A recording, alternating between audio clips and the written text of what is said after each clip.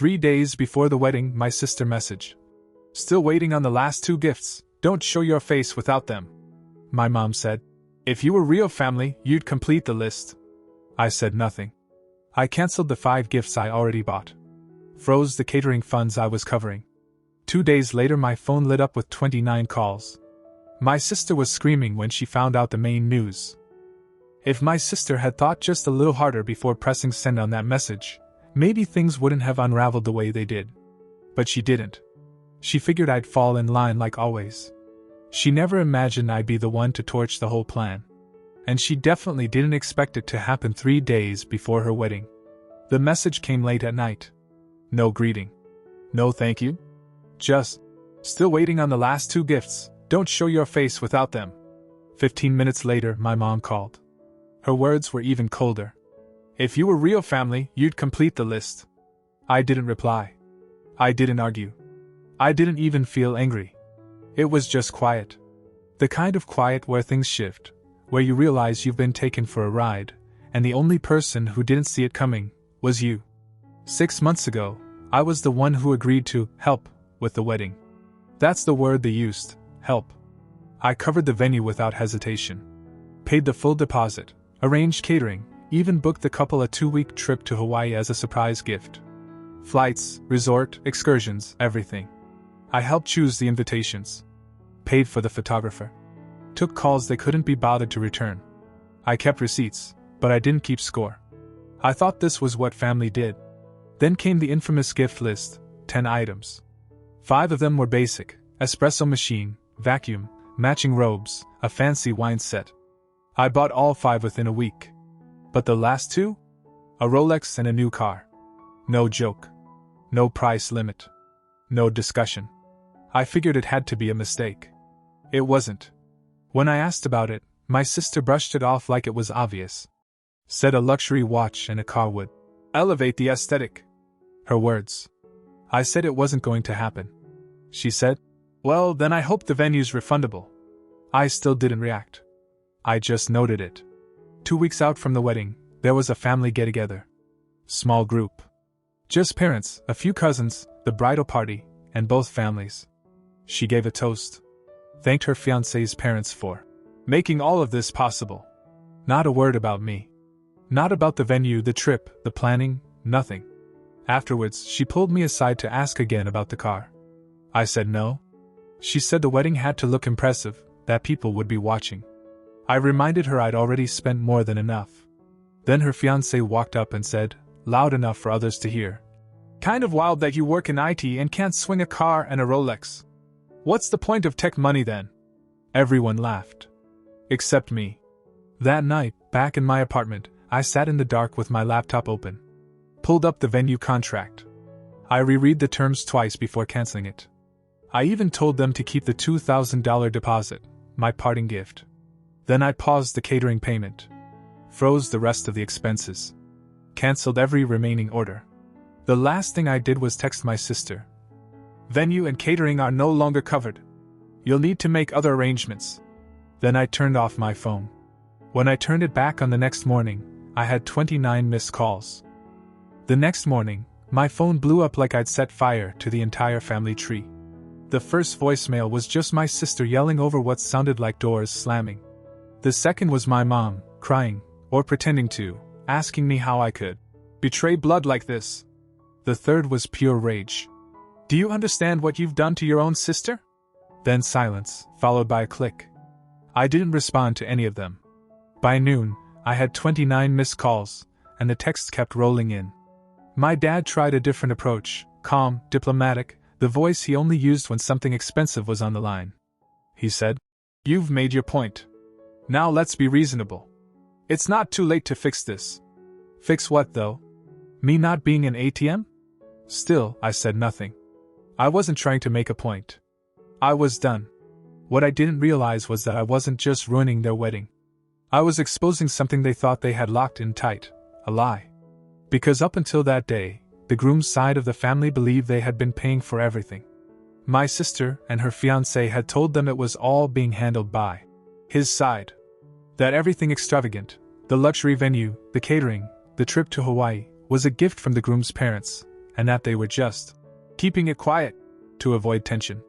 So when the venue backed out and catering shut down, and there was no fallback, the groom's parents finally asked the question they should have asked months ago: where did the money go?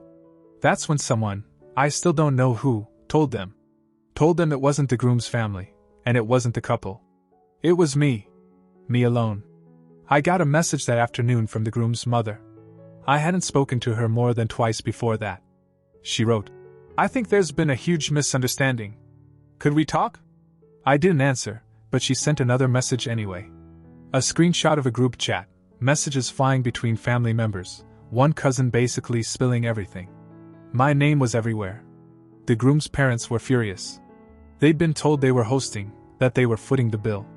But it turned out they'd been handed nothing but a carefully curated illusion, one that collapsed the second I removed my support. That night, my uncle called, one of the only people in my family who's never used me for anything. He didn't ask why I did it. He just said, "It was going to happen eventually. I'm surprised it took you this long." Then he added, "They're scrambling. Groom's dad is asking where every dollar went. Your sister's having a meltdown." And just like that, I wasn't the bad guy anymore. I was the problem they didn't see coming. The hole in the story they couldn't patch up. That same night, my sister switched tactics. After hours of silence, she started texting again. First was guilt. "I just wanted one perfect day. You couldn't even give me that?" Then came desperation. "You don't know what this means for me." Then pure venom. "You're jealous. That's why you're doing this. You've always hated that I was the favorite." I didn't reply to any of them. By the next morning, everything changed again. Now it wasn't just a personal feud, it was a financial crisis. Canceling the wedding outright would cost them thousands. And suddenly, nobody wanted to be the one left holding the bill. So the groom's dad stepped in. He offered to replace every dollar I'd pulled, but on one condition. His son would sign a loan agreement. Every cent had to be repaid within 3 months. No exceptions. No handouts. If he wanted a $60,000 wedding, he could wear the debt himself. From what I heard, the fiancé wasn't thrilled. But he signed. There wasn't really another option. The date was locked in. The guests were flying in. My sister was still acting like she had it under control.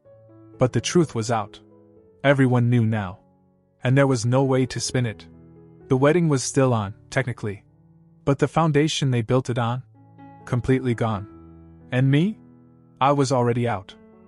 The weirdest part of the days that followed was how quickly everything turned. Not just the wedding, the people.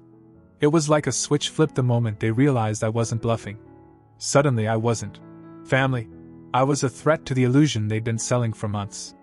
And once the groom's side knew the truth, it wasn't just my sister scrambling, it was her fiancé, his parents, even some cousins who'd somehow been roped into helping with decor, and now realized none of it had ever been properly funded. They started asking questions my sister couldn't answer. And every time they turned to me, I gave them the same answer. "I'm not involved anymore." But that wasn't the end of it. Not even close. Because now I was thinking about the money. Not the venue or catering, those were gone. I'd already told the venue to keep the deposit, just to make the exit clean. But the rest? The gifts I'd already paid for, the Hawaii honeymoon I'd booked under my name? All still mine. So I started pulling the strings, one by one. I called the travel agency and explained the situation. Told them I was canceling the honeymoon. The rep asked if I wanted a refund or credit. I said credit. I'd take the trip myself one day. Next, I contacted the stores where I'd ordered the other 5 gifts. The espresso machine, the robotic vacuum, the monogrammed glass set, canceled or returned. Most of them hadn't even shipped yet. A few were already on the way, but I rerouted them to my place. Whatever couldn't be refunded, I sold online. Within 48 hours, I had a decent chunk of money back in my account. At this point, word started getting around. My mom left me a long voicemail accusing me of embarrassing the family and shaming my sister during the most important time in her life. I didn't reply. A cousin messaged me asking if it was true I was taking the gifts back. I replied with a single word. Yes. The silence after that was amazing. But what came next? Even better. Apparently, my sister had still been spinning the narrative, telling friends and extended family that the groom's family was footing everything, and that Her brother was barely involved. But after the fallout, people started putting it together. She'd lied. To everyone. People she owed money to. Vendors. Mutual friends. Even people who were flying in and bringing their own gifts. They all thought she had it covered. Once the groom's side heard about the gifts getting pulled, they weren't even mad. They were impressed. One of his uncles actually sent me a message on Facebook. I hadn't talked to the guy in my life. He said, "You don't owe them anything. Good on you for waking up." By the end of the week, my sister and her fiancé had locked down the new venue, much cheaper, nowhere near as nice. They found new catering. Also cheaper. Word was they were cutting corners on the decorations too. The groom looked miserable in every photo I got sent. And my sister? She was still trying to act like nothing happened. They moved forward. But it wasn't the wedding she had dreamed about. It was the one they could afford. And it was happening without me. The wedding went on without me. That was always the plan once I pulled everything. I was officially cut off, scrubbed from the guest list, photos, group chats, like I'd never existed. No invite. No acknowledgement. Not even a passive-aggressive text the day of. They thought the silence would sting. It didn't. I had peace for the first time in months. That morning, while they were running around dealing with last-minute changes and duct-taping the wedding back together, I slept in. I made coffee. I actually smiled. It felt like I'd skipped my own execution. The new venue was a step down. A community center that had been redesigned for events, which I later saw in photos was code for some fairy lights and mismatched tablecloths. The catering was some buffet-style setup with disposable trays, and they'd slashed the guest list to just over 100 people. They even dropped the live band. My sister was still calling it intimate on Instagram. Right. I figured that was the end of it. Until about 4 p.m. My phone buzzed. One of my cousins texted me. "Yo. They're talking about you." I didn't respond at first. Then another text came in, from someone else. "Check Facebook. You're in the speech." I found the video a few minutes later. Someone had uploaded it to their story, but I could hear every word. It was from the reception, during the toasts. After a string of over-practiced, over-complimentary speeches from bridesmaids and groomsmen, someone unexpected got the mic, the groom's uncle, David. I'd only met him once during a planning call that my sister immediately took credit for. He was the quiet type, sat in the background during most conversations. Never said much. Until that moment. He raised his glass and looked around like he wasn't sure if he should say what he was about to say. And then he did. "I've been listening to a lot of praise tonight. And that's fine, it's a wedding. But let's not ignore the elephant in the room. None of this would have happened without someone who isn't here." A few heads turned. He looked dead at the camera. "Steve. The brother. The one who paid for everything you didn't see today. The venue. The trip. The gifts. He pulled out, yeah, but only after being disrespected so badly. I don't know how he lasted as long as he did." The room went quiet. I could hear a fork drop on a plate. Then he added, "Some of you were told stories. Now you know the truth." He raised his glass higher. To Steve. There was an awkward mix of silence, uncomfortable chuckles, and a few claps. Then the video cut. But apparently, that was just the beginning. According to another cousin who called me later that night, my sister walked out halfway through dessert. The groom was visibly fuming, trying to keep his composure. The groom's mom, the one who'd messaged me earlier, was overheard telling someone, "Well, at least one person in the family has integrity." People were confused. Some asked what happened. A few already knew. My name, the one they tried so hard to erase, became the center of attention in the one place I was never supposed to show up. And here's the twist nobody saw coming. The day after the wedding, I got an email from the honeymoon resort. Apparently, someone had tried to check in under my name, 2 days early. No reservation existed anymore, of course. I had canceled it weeks ago, and used the credit myself to book a solo trip for later this year.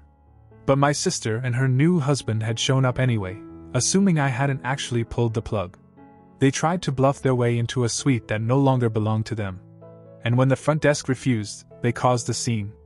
The resort flagged the account and sent me a heads up. I couldn't believe it. After everything, after taking me for granted, mocking me, cutting me off, they still believed I wouldn't follow through. They thought I'd cave. That I'd show up with the gifts anyway. That I'd swallow the disrespect for the sake of keeping the peace. But I didn't. And they couldn't stand that. I didn't expect to hear anything else after that. I figured the wedding ended in awkward silences and forced smiles, and then everyone would go back to pretending it never happened. But I was wrong. Apparently, the fallout was just getting started. 3 days after the wedding, I got a text from my cousin Rachel. We'd barely spoken in years, but she messaged me like we'd been close our whole lives. I just want you to know, not everyone bought the act. You weren't crazy. I didn't even ask what she meant, I knew. But what she sent next caught me off guard. She had recorded a part of the post-wedding brunch that took place at my parents' house. Apparently, a few close friends and relatives had been invited to debrief and wrap up the celebration. My mom, my sister, and the groom's family were all there. They were talking like nothing unusual had happened. My sister was acting exhausted, trying to milk the poor bride who had to pull it all together at the last minute. Angle. She even said, I kid you not. It's actually better that Steve wasn't involved. He's just too intense with things.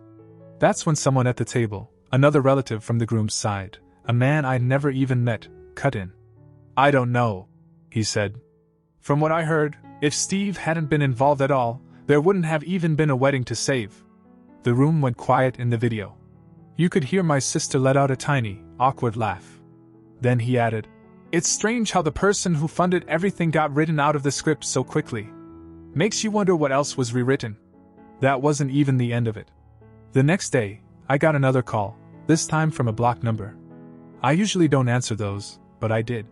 It was the groom's uncle, David, the one who gave the toast. He said, You probably don't want to hear from anyone right now, but I thought you should know, that speech I gave. I meant every word. And so did a lot of other people there. You might have lost your place with them, but you gained a lot of respect from people who actually watched what happened. We talked for about 5 minutes. He told me that after the wedding, a group of the groom's relatives actually confronted the groom privately. Asked him straight up why he let me take the fall, why he allowed my sister to lie to everyone about who paid for what. Apparently, the groom got defensive, said he didn't know the full story. But they didn't buy it. And then came the part one didn't expect to hear. The groom's father had drawn up that repayment agreement as a formality, sure, but now he was enforcing it. The groom had to start making repayments just days after the wedding. No grace period. No exceptions. His parents were treating it like a business arrangement. I was told they had even removed him from access to a family fund he had been depending on. Why? Because the uncle, and a few others, had told them everything. From the beginning.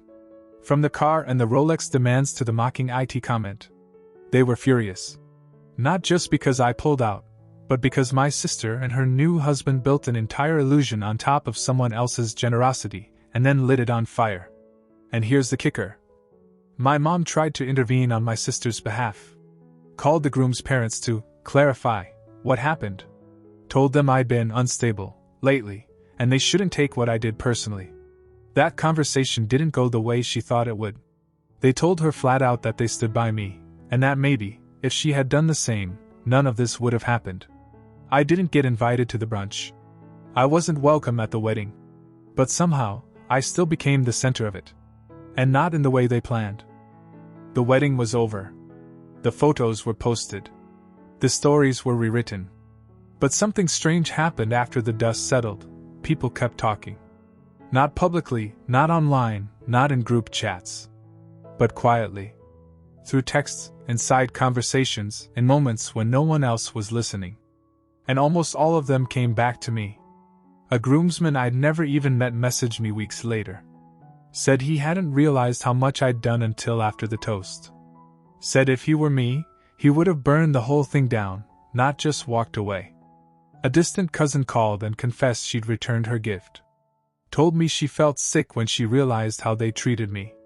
Said she watched my sister act like a victim all weekend and couldn't stomach it. None of this changed anything officially.